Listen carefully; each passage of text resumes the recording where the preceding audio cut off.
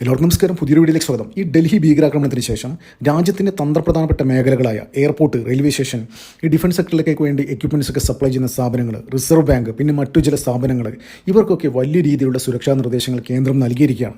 അതായത് വ്യക്തമായ സൂചന കിട്ടിയതിൻ്റെ അടിസ്ഥാനത്തിൽ തന്നെയാണ്. അതായത് ഈ ഡൽഹി ബ്ലാസ്റ്റുമായി ബന്ധപ്പെട്ട് ഏകദേശം 12ഓളം ഡോക്ടേഴ്സിനെയാണ് അക്രോസ് ഇന്ത്യ, പാൻ ഇന്ത്യൻ ലെവലിൽ അറസ്റ്റ് ചെയ്തിരിക്കുന്നത്. അത് കൂടുതലും അറസ്റ്റ് ചെയ്തത് ഡൽഹി ഈ ഫരീദാബാദിലുള്ള അൽഫല ക്യാമ്പസിൽ നിന്നാണ്. അപ്പോൾ ഇവരെയൊക്കെ അറസ്റ്റ് ചെയ്ത് ചോദ്യം ചെയ്യുന്ന പല ഇൻഫർമേഷൻസും അന്വേഷണ ഏജൻസിക്ക് ലഭിച്ചിട്ടുണ്ട്. അപ്പോൾ അതുമായി ബന്ധപ്പെട്ട് വളരെ ഇൻട്രസ്റ്റിംഗ് ആയ ഒരു വാർത്ത കഴിഞ്ഞ ദിവസം പുറത്തു വന്നിട്ടുണ്ടായിരുന്നു.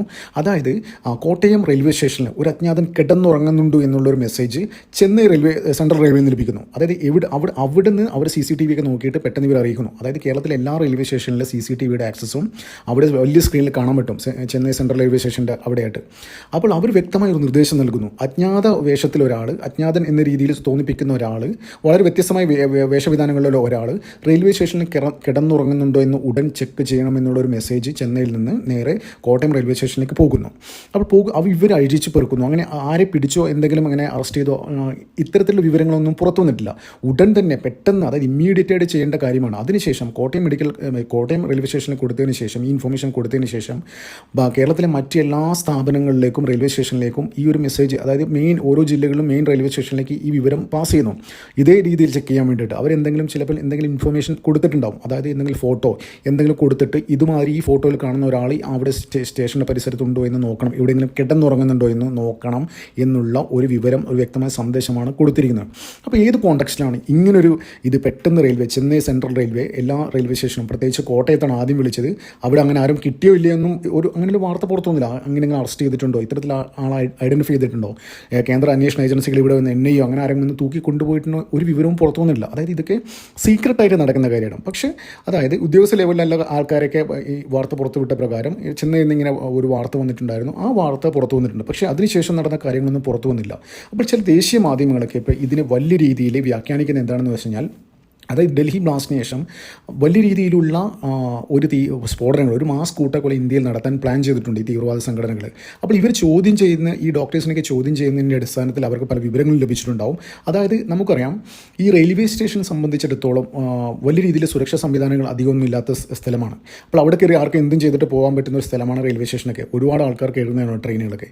അപ്പോൾ ഇവർ ഈ ദേശീയ മാധ്യമങ്ങളൊക്കെ ഇപ്പോൾ പറയുന്നത് എന്താണെന്ന് വെച്ച് കഴിഞ്ഞാൽ, അതായത് ഇന്ത്യയിൽ ഇപ്പം നമ്മുടെ ഡൽഹി ബ്ലാസ്റ്റ് അവിടെ നിൽക്കട്ടെ, ഈ ജിയോ പൊളിറ്റിക്സുമായി ബന്ധപ്പെട്ട് വലിയ രീതിയിലുള്ള ഒരു അമേരിക്കൻ ഒരു ഇടപെടൽ ഇന്ത്യയിലുണ്ട്. അത് ഇന്ത്യയിൽ വലിയ രീതിയിൽ കലാപം ഉണ്ടാക്കാനും അതിനുവേണ്ടി CIAയുടെ ട്രെയിനിങ് ലഭിച്ച ആൾക്കാരും, അതായത് അമേരിക്കൻ സൈന്യത്തിന് വർക്ക് ചെയ്ത ആൾക്കാരൊക്കെ ഇന്ത്യയിൽ നിരവധി ആൾക്കാർ വന്നിട്ടുണ്ട്. അമേരിക്കയിൽ നിന്നല്ല, ഒരുപാട് വിദേശികൾ. ഞാനൊരു ചെറിയ ഉദാഹരണം പറഞ്ഞുതരാം. അതായത് കഴിഞ്ഞ ദിവസം UP വെച്ചിട്ട് 2 പാകിസ്ഥാൻ പൗരന്മാരെന്ന് വെച്ചാൽ അവർ എത്രയോ വർഷമായിട്ട് ബ്രിട്ടനിൽ ജോലി ചെയ്യുന്ന ഡോക്ടേഴ്സാണ്. ഈ ഡോക്ടേഴ്സ് ഇവിടെ എങ്ങനെയാണ് നമ്മുടെ വിഷയമൊന്നും ഇല്ലാതെ എങ്ങനെ UPയിലെത്തി, അതൊരു ഇനിയും അന്വേഷിക്കേണ്ട കാര്യമാണ്. അപ്പോൾ അവരെ അറസ്റ്റ് ചെയ്ത് അവരെ ചോദ്യം ചെയ്തപ്പോൾ പല കാര്യങ്ങളും അന്വേഷണ ഏജൻസികൾ ലഭിച്ചിട്ടുണ്ട് എന്നാണ് പറയുന്നത്. അതായത് ഇത്തരത്തിലുള്ള വിദേശികളായ ആൾക്കാർ റെയിൽവേ സ്റ്റേഷനൊക്കെ കേന്ദ്രീകരിച്ച് വലിയ രീതിയിലുള്ള സ്ഫോടനങ്ങളും അത്തരം ഇത് നടക്കാൻ പദ്ധതി ഇട്ടിട്ടുണ്ട് എന്നുള്ള റിപ്പോർട്ടും ഇവർക്ക് ലഭിക്കുന്നുണ്ട്. അതായത് ഇവരെ ഇതിൻ്റെ ഭാഗമായി തന്നെയാണ് രാജ്യത്തിൻ്റെ വിവിധ ഭാഗങ്ങളിൽ ഏകദേശം 10-12 അറസ്റ്റ് ചെയ്തു. അതിൽ 2 ഡോക്ടേഴ്സ് ഉണ്ട്. ബാക്കി പേരുടെ ഡീറ്റെയിൽസും പേരും നാളൊന്നും അവരുടെ പ്രൊഫഷൻ എന്താണെന്നോ അവർ ഏത് ഡൊമൈനിലാണെന്നോ കാര്യമൊന്നും പുറത്തു വന്നിട്ടില്ല. എന്ത് തന്നെയാലും ഈ വിദേശ ശക്തികൾ ഇന്ത്യയിൽ വലിയ രീതിയിലുള്ള ഇടപെടൽ നടത്തുന്നുണ്ട്. അതായത് ഇന്ത്യയിൽ തീവ്രവാദ സംഘടനകളെ കൂട്ടുപിടിച്ച്, പ്രത്യേകിച്ച് പാകിസ്ഥാൻ, നമുക്കറിയാം ഈ അടുത്ത കാലത്ത് അമേരിക്കൻ സൈന്യത്തിന് വിരമിച്ചല്ല, അമേരിക്കൻ സൈന്യത്തിൽ ഉള്ള ഒരാൾ, ടെറൻസ് ആർവൽ ജാക്സൺ എന്ന് പറയുന്ന ഒരു സ്പെഷ്യൽ ഫോഴ്സ് കമാൻഡിനെ ബംഗ്ലാദേശ് ധാക്കയിലെ വെസ്റ്റിൻ ഹോട്ടലിൽ കൊല്ലപ്പെട്ട നിലയിൽ കണ്ടെത്തിയിരുന്നു. അപ്പോൾ ആ സമയത്ത് തന്നെ വലിയ രീതിയിൽ ഇതുണ്ടായിരുന്നു. അതായത് ഈ CIA പ്രത്യേകിച്ച് ഡെപ്യൂട്ടേഷനിൽ വിളിക്കുന്ന അമേരിക്കൻ സൈന്യത്തിലെ ആൾക്കാർ വിളിച്ചിട്ട് ഈ ബംഗ്ലാദേശികൾക്കൊക്കെ വലിയ രീതിയിൽ പരിശീലനം കൊടുത്തിട്ട് ഇന്ത്യയിൽ കലാപം ഉണ്ടാക്കാനും, ഇന്ത്യയിലെ ഹൈ പ്രൊഫൈൽ പൊളിറ്റീഷ്യൻസിനെ കൊന്നിട്ട് ഇന്ത്യയിൽ അത് മറ്റൊരു മതത്തിൻ്റെ തലയിൽ ചാരി വെച്ചിട്ട് ഇന്ത്യയിൽ വർഗീയ ലഹളം ഉണ്ടാക്കാനൊക്കെ വലിയ രീതിയിൽ പ്ലാൻ നടക്കുന്നുണ്ട്. അപ്പോൾ ഇതിൻ്റെ ഭാഗമായിട്ട് തന്നെയാണ് രാജ്യത്തിൻ്റെ വിവിധ ഭാഗങ്ങളിൽ സ്ഫോടന പരമ്പര ഉണ്ടാക്കിയിട്ട്. നിങ്ങൾക്ക് ഒരു കാര്യം അറിയാമോ, അതായത് ഈ ഡൽഹി ബ്ലാസ്റ്റുമായി ബന്ധപ്പെട്ട് ഇവരൊക്കെ അന്വേഷണ ഏജൻസികൾ ലഭിച്ച മറ്റു സുപ്രധാനപ്പെട്ട ഒരു കാര്യം എന്താണെന്ന് വെച്ച് കഴിഞ്ഞാൽ, ഏകദേശം 32ഓളം കാറുകൾ ഇവർ വില കൊടുത്ത് വാങ്ങിയിരുന്നു സ്ഫോടനങ്ങൾ നടത്താൻ വേണ്ടിയിട്ട്. അപ്പോൾ അതുമായി ലിങ്ക് ചെയ്തിട്ട് മറ്റൊരു തിയറിയും കൂടി പുറത്തു വരുന്നുണ്ട്. അതായത് ബാബർ മസ്ജിദ് നമുക്ക് 91 പൊളിച്ചത്.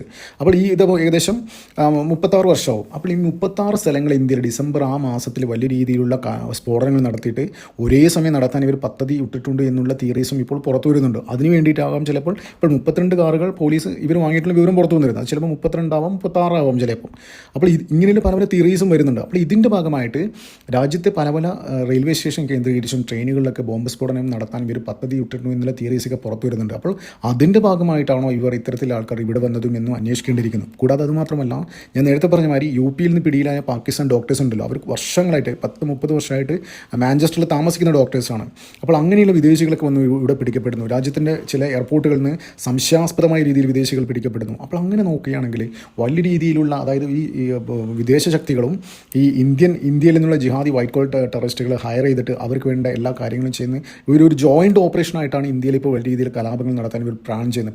പ്രത്യേകിച്ച് ഈ ഓപ്പറേഷൻ സിന്ദൂറിന് ശേഷം അമേരിക്കക്ക് അന്താരാഷ്ട്ര തലത്തിൽ ഗ്ലോബൽ പ്ലാറ്റ്ഫോമിൽ വലിയ രീതിയിൽ ഡാമേജ് ഉണ്ടായിട്ടുണ്ട്. അതായത് നമുക്കറിയാം, ഈ ഓപ്പറേഷൻ സിന്ദൂറിൽ അമേരിക്കയുടെയും ചൈനയുടെയും എയർക്രാഫ്റ്റുകളൊക്കെ നമ്മൾ നിമിഷ നേരം കൊണ്ട് അടിച്ചിട്ടുണ്ടായിരുന്നു, അവിടെ F-16 ഒക്കെ. അപ്പോൾ ആ ഒരു ആംഗിളിലും കാര്യങ്ങളൊക്കെ പോകുന്നുണ്ട്. അതായത് ആംഗിൾ എന്ന് വെച്ച് കഴിഞ്ഞാൽ ഇന്ത്യ വലിയ രീതിയിൽ മുന്നോട്ട് പോയിക്കൊണ്ടിരിക്കുന്നു, സാമ്പത്തികമായി മുന്നോട്ട് പോയിക്കൊണ്ടിരിക്കുന്നു. ഇന്ത്യയിലെ പ്രശ്നങ്ങളില്ല.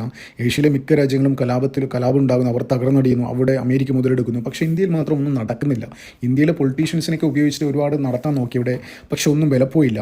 പക്ഷേ എന്തിനായാലും ഇത്തരത്തിലുള്ള വലിയ രീതിയിലുള്ള പ്രശ്നങ്ങളാണ് നടന്നുകൊണ്ടിരിക്കുന്നത്. അപ്പോൾ ഇതിൻ്റെ ഭാഗമായി തന്നെയാണ് പല പല വിദേശികളും ഇന്ത്യയിൽ ഉണ്ട്. അതായത് പ്രത്യേകിച്ച് അമേരിക്കൻ സൈന്യത്തിൽ പ്രവർത്തിക്കുന്ന ഒരു വിരമിച്ചപരമായ ആൾക്കാർ ഇപ്പോഴും പല സ്ഥലത്തും കറങ്ങി നടക്കുന്ന വിവരം അന്വേഷണ ഏജൻസികൾക്കും ലഭിക്കുന്നുണ്ട്. പിന്നെ ഇപ്പോൾ പുറത്തുനിന്ന് വരുന്ന ആൾക്കാർ, ഡോക്ടേഴ്സ് എന്നൊക്കെ പറയുന്നത്, എല്ലാം കൂടി കൂട്ടി വായിക്കുകയാണെങ്കിൽ ഇപ്പോൾ പുതിയ, അതായത് പുറത്തുള്ള CIA ആയാലും പുറത്തുള്ള ഇന്ത്യ ആക്രമിക്കാൻ തക്കം പാർത്തിരിക്കുന്ന ആൾക്കാരായാലും ഇന്ത്യയിൽ അവരിപ്പോൾ ഡിപ്പെൻഡ് ചെയ്യുന്നത് പക്കാ തീവ്രവാദികളല്ല. അതായത് നേരത്തെ ഒരു ട്രഡീഷണൽ തീവ്രവാദികളൊരു ഇതുണ്ടല്ലോ, അപ്പോൾ അത് മാറി വൈറ്റ് കോളർ ടെററിസം എന്ന് പറയുന്ന ഒരു സംഭവം ഇന്ത്യയിൽ ഒരു ഇൻട്രൊഡ്യൂസ് ചെയ്തിരിക്കുകയാണ്. അതൊരു ജോയിൻറ്റ് ഓപ്പറേഷനാണ് ഈ ഫോറിൻ രാജ്യത്തിൻ്റെ ഇതിൻ്റെയൊക്കെ. അപ്പോൾ ഇതിൻ്റെ ഭാഗമായിട്ട് തന്നെയാണ് ഇവിടെ അങ്ങനെ ഒരു അമേരിക്കൻ സൈനികൻ വന്നിട്ടുണ്ടാകാം എന്നുള്ളൊരു നിഗമനത്തിലാണ് ദേശീയ മാധ്യമങ്ങളൊക്കെ. അപ്പോൾ അവർക്ക് വ്യക്തമായ വിവരങ്ങളുണ്ട്. അതായത് ഓരോ സ്ഥലത്തുനിന്നും ഓരോ വിദേശികളിൽ പിടിക്കപ്പെടുന്നു. ഇവരൊക്കെ ഡോക്ടേഴ്സാണ്, നല്ല എഡ്യൂക്കേഷനുള്ള ആൾക്കാരാണ്. അപ്പോൾ അങ്ങനെ നോക്കുകയാണെങ്കിൽ ഇതൊരു ജോയിൻറ്റ് ഓപ്പറേഷൻ തന്നെയാണ് ഇന്ത്യയിൽ. അതായത് ഒരു പുതിയ തരത്തിൽ അതായത് ഇത്ര നാളും കണ്ടുകൊണ്ടിരിക്കുന്ന ഒരു തീവ്രവാദ പ്രവർത്തനം വ്യത്യസ്തമായി സമൂഹത്തിൻ്റെ ആരും സംശയപ്പെടാത്ത രീതിയിലുള്ള ആൾക്കാർക്ക് ഹയർ ചെയ്തിട്ടാണ് പരിപാടി. കഴിഞ്ഞ ദിവസം അറസ്റ്റ് ചെയ്ത ഒരു ലേഡി ഡോക്ടർ, ഷഹീൻ ഷാഹിദ് എന്ന ലേഡി ഡോക്ടർ. അപ്പോൾ ഈ ലേഡി ഡോക്ടർക്ക് ഉപയോഗിച്ചാണ് അത്ര ആരും സംശയിക്കില്ലല്ലോ. പല ഓപ്പറേഷൻസ് നടത്തുമ്പോൾ ഒരിക്കലും ഒരാളും ഒരു ആംഗിളിൽ ചിന്തിക്കില്ല. ഒരു ലേഡി അങ്ങനെ ചെയ്യുമെന്നും പ്രത്യേകിച്ച് ഒരു ലേഡി ഡോക്ടർ അങ്ങനെ ചെയ്യുമെന്നും ഒരിക്കലും വിചാരിക്കുന്നില്ല. കൂടാതെ അത് മാത്രമല്ല, ഒരിക്കലും ഡോക്ടേഴ്സ് ഇങ്ങനെ ചെയ്യുമെന്നും ഒരാളും വിചാരിക്കുന്നില്ല. അപ്പോൾ അത് പെട്ടെന്ന് ഇപ്പോൾ വൈറ്റ് കോളർ ടെററിസം എന്നൊക്കെ പറഞ്ഞാൽ കേരളത്തിൽ വലിയ രീതിയിൽ അതിനെ വെളുപ്പിക്കുന്നുണ്ട് ചില മാധ്യമങ്ങളൊക്കെ. അതായത് അങ്ങനെ ഒരു ഇത് ആരും കേന്ദ്ര സർക്കാർ ഒഫീഷ്യലായിട്ട് പറഞ്ഞിട്ടില്ല, അങ്ങനെ ഒരു ടേമേ പറഞ്ഞിട്ടില്ല എന്നൊക്കെ പറയുന്നുണ്ട്. പക്ഷേ എന്ത് തന്നെയാലും ഇന്ത്യയിൽ ഉള്ളൊരു കാര്യമാണ് ഈ വൈറ്റ് കോളർ ടെററിസം. അത് ഈ ഡോക്ടേഴ്സിന് മാത്രമല്ല, ഈ വൈറ്റ് കോളർ ജോബ് ചെയ്യുന്ന എല്ലാ മേഖലകളും ഇത് പ്രത്യേകിച്ചുണ്ട്. അപ്പോൾ ഇതുമായി ബന്ധപ്പെട്ട് വലിയ രീതിയിൽ അന്വേഷണം നടത്തിക്കൊണ്ടിരിക്കുകയാണ്. എല്ലാ സമസ്ത മേഖലകളും അരിച്ച് പെറുക്കിക്കൊണ്ടിരിക്കുകയാണ്. അപ്പോൾ ഇവന്മാരെ പൊക്കിയ ഉടനെ തന്നെ രാജ്യത്തെ പല ആൾക്കാരും പല മേഖലകളിൽ നിന്നുള്ള വൈറ്റ് കോളർ ടെററിസ്റ്റുകളും അന്വേഷണ ഏജൻസികളുടെ വലയിലായി എന്നുള്ള ഒരു വാർത്തയും പുറത്തു വരുന്നു. ഇതൊക്കെ ഒന്നും ശരിക്കും ഒഫീഷ്യലായിട്ട് സർക്കാർ പറയില്ല ഇത്തരത്തില്ല. പക്ഷേ അവരെ കേന്ദ്രീകരിച്ച് ഭയങ്കര വലിയ രീതിയിലുള്ള ഒരു ബ്രോഡ് ഇൻവെസ്റ്റിഗേഷനാണ് നടത്തിക്കൊണ്ടിരിക്കുന്നത്. അപ്പോൾ പല ആൾക്കാർ ഇപ്പോൾ ഇവരെ ഒരു റഡാറിൽ തന്നെയാണ്, ഇവരെന്തൊക്കെയാണ് ചെയ്യുന്നത്. ഇപ്പോൾ ചില ആൾക്കാരുടെ പക്കൽ ചെറിയ ലീഡ്സ് ഉണ്ടാവും. പക്ഷേ ആ ചെറിയ ലീഡ്സ് ഒരാളെ പക്കൽ നിന്ന് ചിലപ്പോൾ വലിയ സംഭവം തുറന്നു കിട്ടുന്ന ചിലപ്പോൾ വലിയ ഇത് കിട്ടാൻ സാധ്യതയുണ്ട്. അപ്പോൾ അന്വേഷണ ഏജൻസികളൊക്കെ വെയിറ്റ് ചെയ്യുമായിരിക്കും. അതായത് എത്രത്തോളം ഇവർ ഏത് അറ്റം വരെ പോകും എന്നറിയാൻ വേണ്ടി വെയിറ്റ് ചെയ്യുമായിരിക്കും.